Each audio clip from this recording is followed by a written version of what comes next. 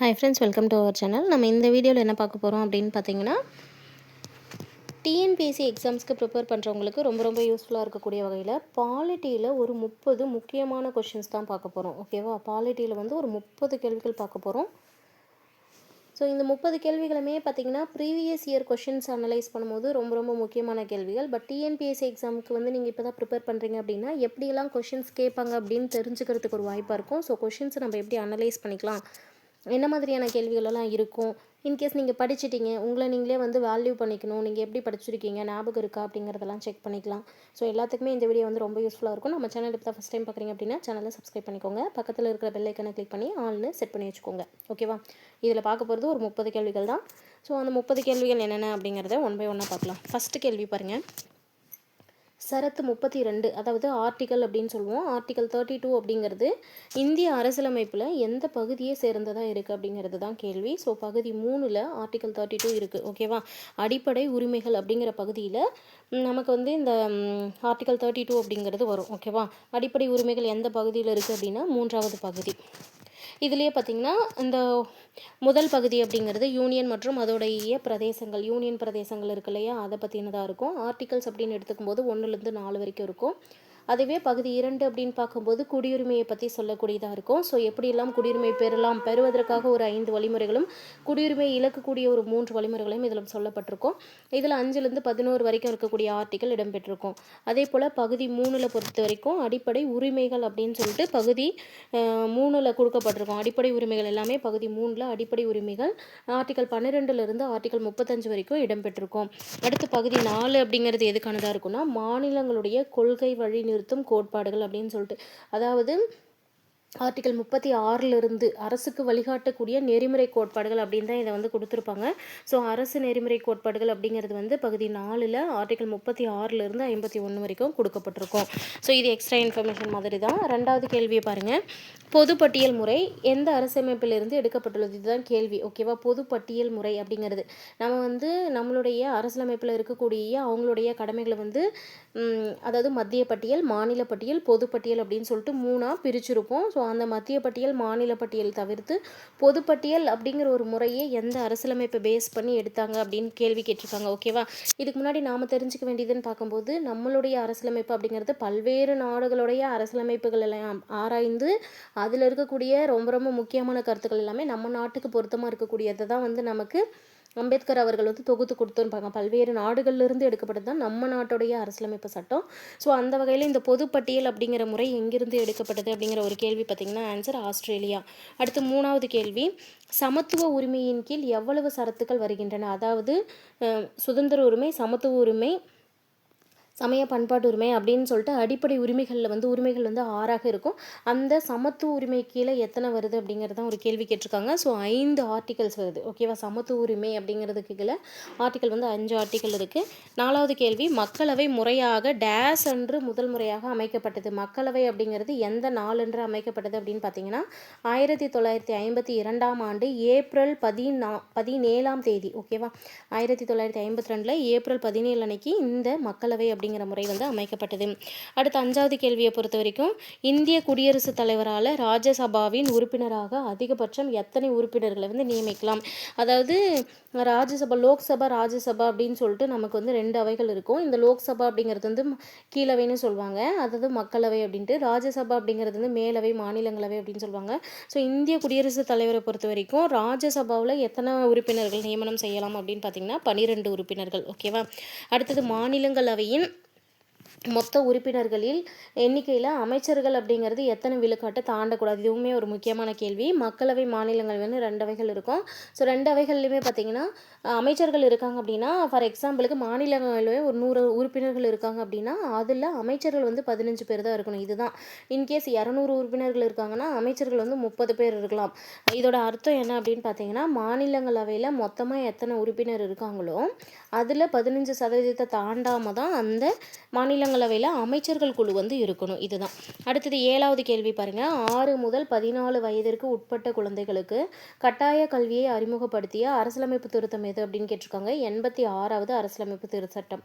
நமக்கு வந்து பார்த்திங்கன்னா கட்டாய கல்வி அப்படிங்கிறதே பார்த்திங்கன்னா 6 முதல் 14 வயது உள்ள குழந்தைகளுக்கு கட்டாயமாக வந்து அவங்களுக்கு அந்த 6 வயசுலேருந்து 14 வயசு வரைக்கும் இருக்கக்கூடிய குழந்தைகளுக்கு இலவச கட்டாய கல்வி தரணும் அப்படிங்கிறது வந்து 86வது சட்ட திருத்தத்தின் மூலமாக 2002 கொண்டு வந்திருப்பாங்க. ஸோ எஸ்எஸ்ஏ அப்படிங்கிற சர்வ சிக்ஷா அபியான்லாம் இதன் கீழ் கொண்டு வரப்பட்ட திட்டங்கள் தான்.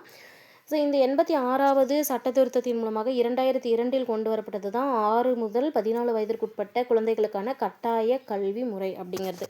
ஸோ கட்டாய கல்வி அறிமுகப்படுத்திய அரசியலமைப்பு திருத்தம் அப்படிங்கிறது பார்த்திங்கன்னா 86வது சட்ட திருத்தம் 2002. அடுத்து 8வது கேள்வி, பாராளுமன்றத்தின் கீழ் சபையுடைய அதிகபட்ச பலம் எவ்வளவுன்னு கேட்டிருக்காங்க. பாராளுமன்றம் அப்படின்னா அதாவது மத்திய நாடாளுமன்றத்தை சொல்லலாம். அது வந்து மேலவை கீழவைன்னு 2ஆக பிரிச்சிருப்பாங்க. ஓகேவா? அந்த பாராளுமன்றத்தில் கீழ் சபையில் அதிகபட்ச உறுப்பினர்கள் எவ்வளோன்னு கேட்டிருக்காங்க. 552 பேர். ஓகேவா? 552 பேர் அப்படிங்கிறது தான் வந்து அங்கே அதிகபட்சமான மெம்பர்ஸ் இருக்கலாம்.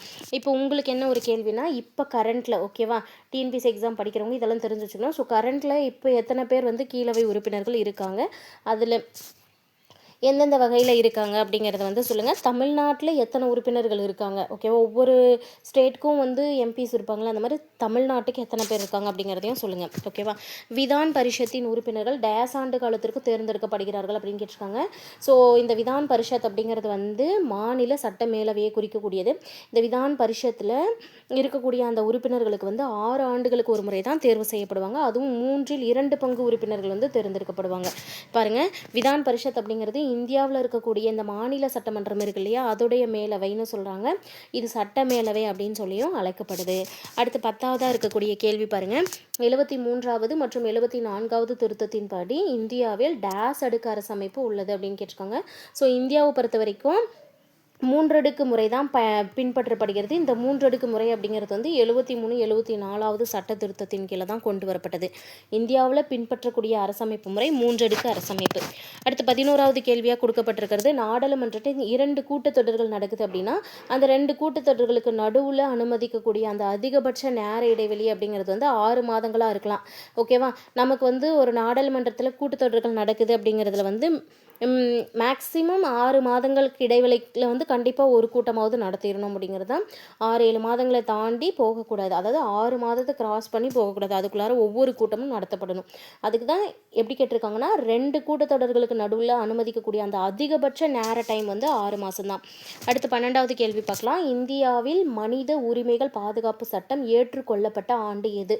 1993. இந்தியாவில் மனித உரிமைகள் பாதுகாப்பு சட்டம் ஏற்றுக்கொள்ளப்பட்ட ஆண்டு 1993. அடுத்து 13வது கேள்வி பாருங்க. இந்திய அரசியலமைப்பு சட்டத்துடைய தந்தை என போற்றப்படுபவர் யார்? இந்திய அரசியலமைப்பு சட்டத்தின் தந்தை என்று போற்றப்படுபவர் டாக்டர் BR அம்பேத்கர் அவர்கள். ஓகே, அடுத்தது 14வது கேள்வி. உலகளாவிய மனித உரிமைகள் பிரகடனம் எப்போது அறிவிக்கப்பட்டது? உலகளவில் மனித உரிமை பிரகடனம் அறிவிக்கப்பட்டது டிசம்பர் 10, 1948. ரொம்ப ரொம்ப முக்கியமான கேள்வி, நிறைய டைம் கேட்டிருக்காங்க. ஸோ டிசம்பர் 10 அப்படிங்கிறது மனித உரிமை தினமாக கொண்டாடப்படுது. இதையும் கேட்பாங்க. மனித உரிமை நாள் எது அப்படின்னு கேட்டாங்கன்னா டிசம்பர் 10. அடுத்த கேள்வி, கிராம ஊராட்சியின் தலைவர். ஓகேவா? கிராம ஊராட்சியின் தலைவர் அல்லது தலைவர் என்று அழைக்கப்படுவர் யாருன்னு பார்த்தீங்கன்னா ஊராட்சி மன்றத்துடைய தலைவர் தான். கிராம ஊராட்சியுடைய தலைவர் ஊராட்சி மன்ற தலைவர் தான். அடுத்தது, இந்தியாவின் முதல் குடியரசுத் தலைவர் யாருன்னு பார்த்தீங்கன்னா டாக்டர் ராஜேந்திர பிரசாத் அவர்கள். இந்தியாவின் முதல் குடியரசுத் தலைவர் டாக்டர் ராஜேந்திர பிரசாத். மக்களாட்சியின் பிறப்பிடம் அப்படிங்கிறது எதுன்னு பார்த்தீங்கன்னா கிரேக்கம். மக்களாட்சியுடைய பிறப்பிடம் என அழைக்கப்படுவது கிரேக்கம். அடுத்தது 18வது கேள்விக்கு போகலாம். இந்தியாவில் வாக்குரிமை பெறுவதற்கான குறைந்தபட்ச வயது எவ்வளோன்னு கேட்டிருக்காங்க. 18 வயது. ஓகேவா? 18 வயது நிறைவடைந்த அனைவருக்குமே வந்து ஓட்டுரிமை உண்டு. ஸோ இந்தியாவை பொறுத்த வரைக்கும் வாக்களிக்கக்கூடிய குறைந்தபட்ச வயது அப்படிங்கிறது 18. அடுத்து 19வது கேள்வி. தீண்டாமை ஒழிப்பை பற்றி கூறக்கூடிய அரசியலமைப்பு விதி எது அப்படின்னு பார்த்தீங்கன்னா விதி 17. ரொம்ப முக்கியமான கேள்வி. இதுவுமே ரிப்பீட்டடாக வரக்கூடிய கேள்வி தான். இதில் தான் தீண்டாமை ஒழிப்பை பற்றி சொல்லியிருப்பாங்க. அடுத்தது 20வது கேள்வி. மாநகராட்சியின் தலைமை நிர்வாகி அல்லது நிர்வாக அதிகாரி யாருன்னு கேட்டாங்கன்னா ஆணையர். மாநகராட்சியின் தலைமை நிர்வாக அதிகாரின்னு கேட்டாலும் மாநகராட்சியுடைய முதல் குடிமகன் அப்படின்னு கேட்டாலுமே நமக்கு ஆன்சர் ஆணையர் தான்.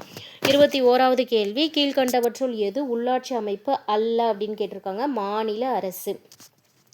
ஸோ கீழ்கண்டவற்றில் எது உள்ளாட்சி அமைப்பு கிடையாது அப்படின்னா மாநில அரசு.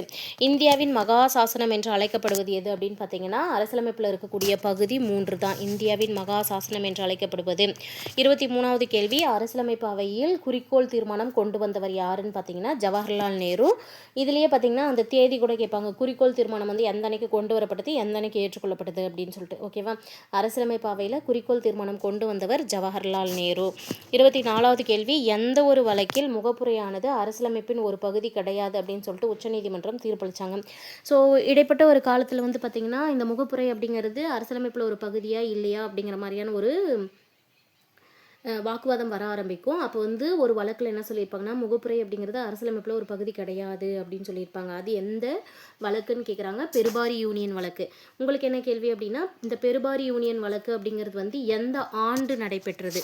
அடுத்தது 25வது கேள்வி, எந்த குழுவோட பரிந்துரையின்படி அடிப்படை கடமைகள் இயற்றப்பட்டது. எந்த குழுவின் பரிந்துரைப்படி அடிப்படை கடமைகள், ஓகேவா, அடிப்படை கடமைகள் இயற்றப்பட்டதுன்னு பார்த்தீங்கன்னா ஸ்வரன் சிங் கமிட்டியோடைய பரிந்துரையின்படி தான்.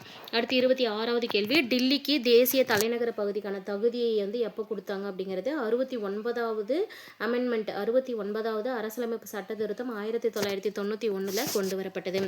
27வது கேள்வி, அரசியலமைப்பின் சரத்து 19 கீழே எவ்வளவு சுதந்திர உரிமை உறுதியளிக்கப்பட்டிருக்கு அப்படின்னு கேட்குறாங்க. 6 சுதந்திர உரிமைகள். அரசியலமைப்புடைய ஆர்டிகல் 19க்கு கீழே எத்தனை சுதந்திர உரிமைகள் உறுதியளிச்சிருக்காங்கன்னா 6 சுதந்திரமான உரிமைகள். அடுத்து 28வது, கல்வி உரிமையானது ஒரு அடிப்படை உரிமையாக எத்தனாவது இந்திய அரசியலமைப்பு சட்ட திருத்தத்தின் மூலமாக உறுதி செய்யப்பட்டது அப்படின்னு கேட்டிருக்காங்க. 86வது அரசியலமைப்பு திருத்த சட்டத்தின் மூலமாக. இந்திய அரசியலமைப்பு சட்டத்தில் பகுதி 15 எதை பற்றி சொல்லுது அப்படின்னு கேட்டிருக்காங்க. ஆன்சர் தேர்தல்கள். இந்தியாவில் இருக்கக்கூடிய அந்த அரசியலமைப்பு சட்டத்தில் பகுதி 15 எதை பற்றி சொல்லுது அப்படின்னு பார்த்தா தேர்தல்கள் பற்றி. இந்திய அரசியலமைப்பு சட்டத்தை உருவாக்குறதுக்கு அரசியலமைப்பு நிர்ணய சபை எத்தனை காலம் எடுத்துக்கிட்டாங்கன்னா 2 ஆண்டுகள் 11 மாதங்கள் 18 நாட்கள். இதிலே பார்த்தீங்கன்னா இதெல்லாம் நியூ புக்கில் இருக்கிறது.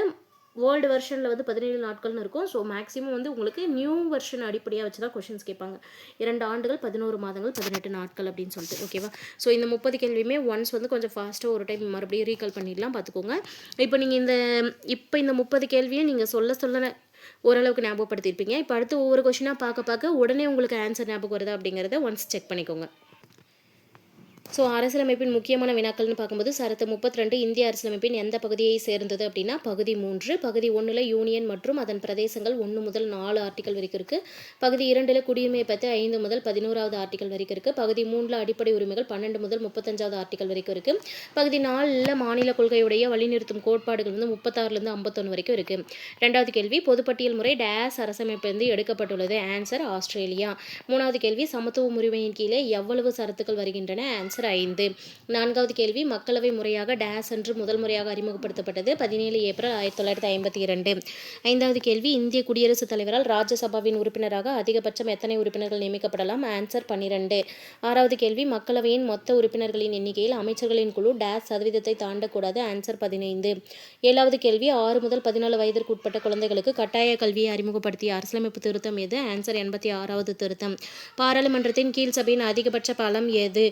552. 9வது கேள்வி, விதான் பரிஷத்தின் உறுப்பினர்கள் டேஸ் ஆண்டு காலத்திற்கு தேர்ந்தெடுக்கப்படுகிறார்கள். ஆன்சர் 6. விதான் பரிஷத் என்பது இந்தியாவில் உள்ள மாநில சட்டமன்றத்தின் மேலவையாகும். இது சட்ட மேலவை என்றும் அழைக்கப்படுகிறது. 10வது கேள்வி, 73வது மற்றும் 74வது திருத்தத்தின்படி இந்தியாவில் டேஸ் அடுக்கு அரசமைப்பு உள்ளது. ஆன்சர் 3. 11வது கேள்வி, நாடாளுமன்றத்தின் 2 கூட்டத்தொடர்களுக்கு இடையே அனுமதிக்கப்பட்ட அதிகபட்ச நேர இடைவெளி என்ன. ஆன்சர் 6 மாதங்கள். 12வது கேள்வி, இந்தியாவில் மனித உரிமைகள் பாதுகாப்பு சட்டம் ஏற்றுக்கொள்ளப்பட்ட ஆண்டு எது. ஆன்சர் 1993. 13வது கேள்வி, இந்திய அரசியலமைப்பு சட்டத்தின் தந்தை என போற்றப்படுபவர் யார். Answer doctor B.R. அம்பேத்கர். 14வது கேள்வி, உலகளாவிய மனித உரிமைகள் பிரகடனம் எப்போது அறிமுகப்படுத்தப்பட்டது. டிசம்பர் 10, 1948. 15வது கேள்வி, கிராம ஊராட்சியின் தலைவர் எவ்வாறு அழைக்கப்படுகிறார். ஆன்சர் ஊராட்சி மன்ற தலைவர். 16வது கேள்வி, இந்தியாவின் முதல் குடியரசுத் தலைவர் யார். Answer doctor Rajendra Prasad. 17வது கேள்வி, மக்களாட்சியின் பிறப்பிடம் என அழைக்கப்படுவது எது. ஆன்சர் கிரேக்கம். 18வது கேள்வி, இந்தியாவில் வாக்குரிமை பெறுவதற்கான குறைந்தபட்ச வயது என்ன. ஆன்சர் 18. 19வது கேள்வி, தீண்டாமை ஒழிப்பை பற்றி கூறும் அரசியலமைப்பு விதி எது. ஆன்சர் விதி 17. 20வது கேள்வி, மாநகராட்சியின் தலைமை நிர்வாக அதிகாரி யார். ஆன்சர் ஆணையர். 21வது கேள்வி, கீழ்கண்டவற்றில் எது உள்ளாட்சி அமைப்பு அல்ல. ஆன்சர் மாநில அரசு. 22வது கேள்வி, இந்தியாவின் மகா சாசனம் என்று அழைக்கப்படுவது எது. ஆன்சர் பகுதி 3. 23வது கேள்வி, அரசியலமைப்பு அவையில் குறிக்கோள் தீர்மானம் கொண்டு வந்தவர் யார்? ஆன்சர் ஜவஹர்லால் நேரு. 24வது கேள்வி, எந்த ஒரு வழக்கில் முகப்புரையானது அரசியலமைப்பின் ஒரு பகுதி அல்ல என்று உச்சநீதிமன்றம் தீர்ப்பளித்தது? ஆன்சர் பெருவாரி யூனியன் வழக்கு. 25வது கேள்வி, எந்த குழுவின் பரிந்துரையின்படி அடிப்படை கடமைகள் இயற்றப்பட்டது? ஸ்வரன் சிங் குழு. 26வது கேள்வி, டில்லிக்கு தேசிய தலைநகர பகுதிக்கு என தகுதியை கொடுத்தது எது? 69வது அரசியலமைப்பு சட்ட திருத்தம் 1991. 27வது கேள்வி, அரசியலமைப்பின் சரத்து 19 கீழே எவ்வளவு சுதந்திர உரிமை உறுதியளிக்கப்பட்டுள்ளது? 6. 28வது கேள்வி, கல்வி உரிமையானது ஒரு அடிப்படை உரிமையாக எத்தனையாவது இந்திய அரசியலமைப்பு சட்டத்தின் மூலமாக உறுதியளிக்கப்பட்டது? 86வது. 29வது கேள்வி, இந்திய அரசியலமைப்பு சட்டத்தின் பகுதி 15 எதை பற்றி கூறுகிறது? ஆன்சர் தேர்தல்கள். கடைசி 30வது கேள்வி, இந்திய அரசியலமைப்பு சட்டத்தை உருவாக்குவதற்கு அரசியலமைப்பு நிர்ணய சபை எடுத்துக்கொண்ட காலம் எது? 2 ஆண்டுகள், 11 மாதங்கள் மற்றும் 18 நாட்கள். ஸோ இந்த வீடியோ உங்களுக்கு யூஸ்ஃபுல்லாக இருந்தால் ஃப்ரெண்ட்ஸ்க்கு ஷேர் பண்ணுங்கள். நம்ம சேனலை இது வரைக்கும் சப்ஸ்கிரைப் பண்ணலாம், சப்ஸ்கிரைப் பண்ணி பக்கத்தில் இருக்கிற பெல் ஐக்கனை கிளிக் பண்ணி வச்சுக்கோங்க. முடிஞ்ச வரைக்கும் லிங்க்கை வந்து ஃப்ரெண்ட்ஸ்க்கு ஷேர் பண்ணுங்கள். ரொம்ப ரொம்ப யூஸ்ஃபுல்லான கொஷின்ஸாக இருக்கும். நெக்ஸ்ட் வீடியோவில் பார்க்கலாம். தேங்க்யூ.